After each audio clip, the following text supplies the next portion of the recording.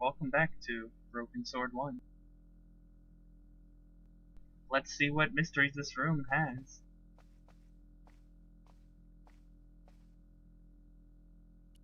Lady Justice stared out from a stone door, which was locked and reinforced with steel bands.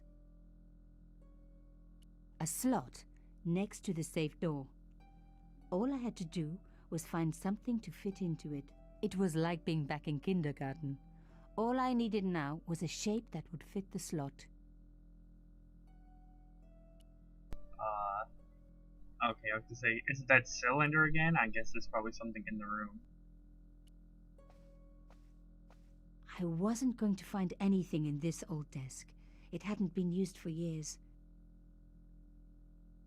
Then what old desk will you find stuff in? This one, maybe?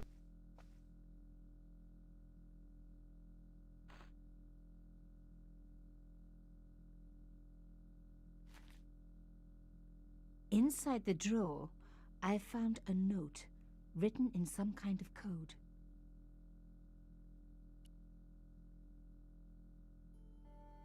Oh, lordy lordy.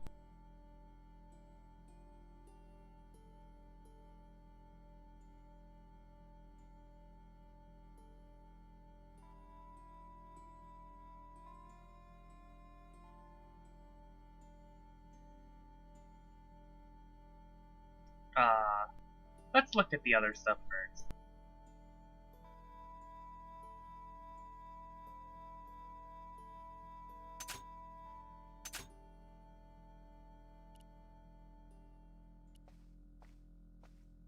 It was pretty clear from the lack of dust that someone had been working very recently at this desk. Oh, look at this. Oh my God!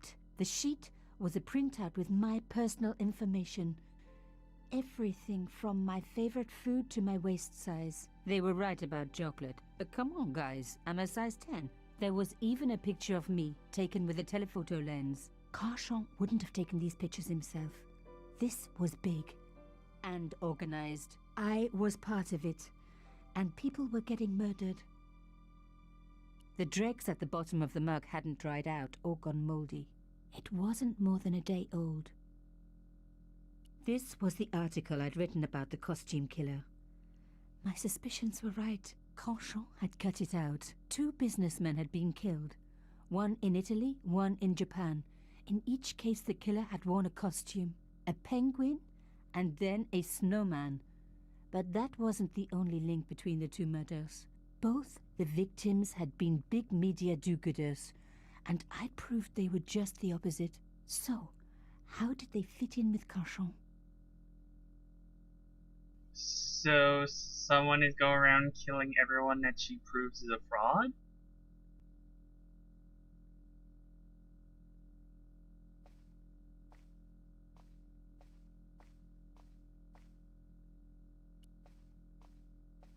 The desks were covered with a layer of dust. No. Oh well, time to try and figure this thing out. I'll probably just fast forward through this.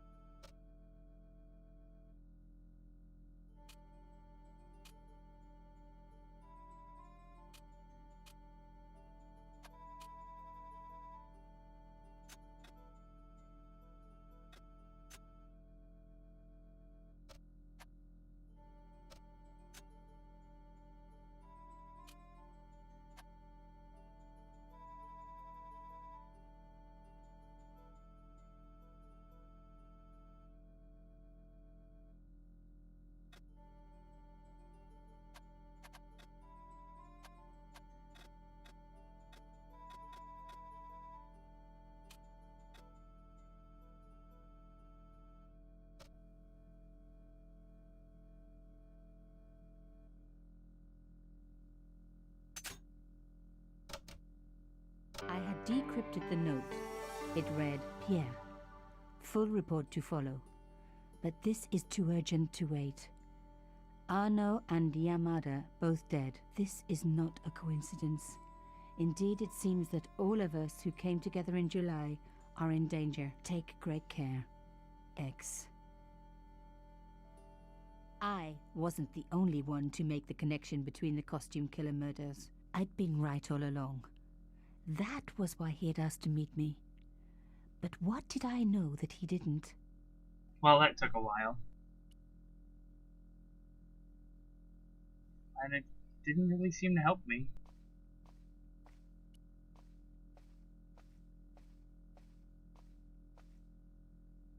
The flags had faded, but their message was fascist.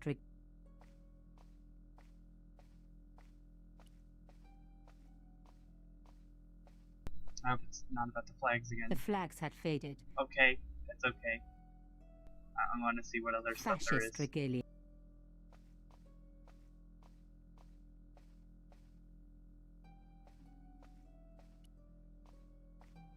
It was an turning the lights off wasn't going. That was more sensible.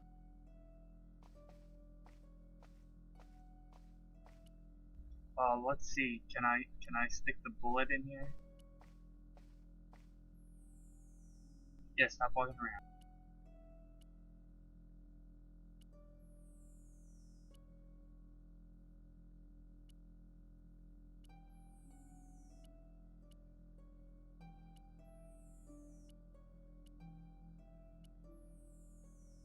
I guess not.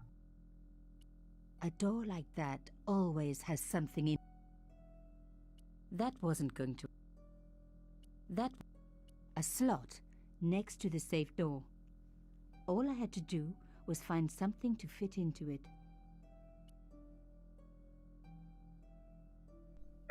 Does the elephant fit? Oh, what kind of a slot is this? Does the note fit in the hole? Oh, I guess not.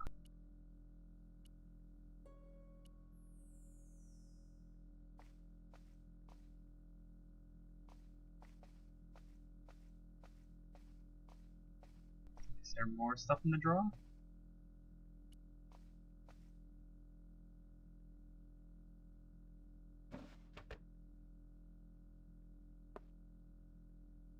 Damn, don't you just hate it when that happens? Must be something secret. A photo, long lost, had fallen down the back of the drawer. It was very old, but there was no mistaking the guy in the foreground. Carchon. Behind him were soldiers, a burning village and a corpse. The photograph was cropped on the right-hand side. Somebody else in the picture obviously didn't want to be in it anymore. I wasn't surprised. This was Africa in the 60s. An uprising was being brutally suppressed. And here was Mr. Media himself, Carchon, doing the suppressing. The photograph was not just powerful evidence. It was also my ticket to one explosive story. I had enough for a story, an amazing story that was going to make my reputation and blow Carchon's to pieces. I needed to get home fast and start typing. Okay, I guess we're ignoring that picture. I mean, like the safe. Okay, that's cool. Bonsoir, Collard. Nico, it's Ronnie. Hey, Ronnie, you cracked open the champagne yet? Are you crazy? What's wrong? Wait a minute. You didn't print it, did you? Course I didn't print. That's the best piece I've written. The last, as far as I'm concerned. It's important. It's suicidal. You can't destroy a national hero. He deserved it. His corpse isn't even cold. Ronnie, 2 hours ago I told you what I'd found. You loved it. You begged me to write it up immediately. 2 hours is a long time in newspapers, Nico. Someone's got to you, haven't they? Listen up, Nicole, and listen good. Pierre Carchon had a lot of friends. Powerful friends. For your own sake. Forget what happened. You got it. End of conversation. Good night. This should have been my big break, but I knew there was nowhere else to sell this story. If Ronnie wouldn't print it, nobody would.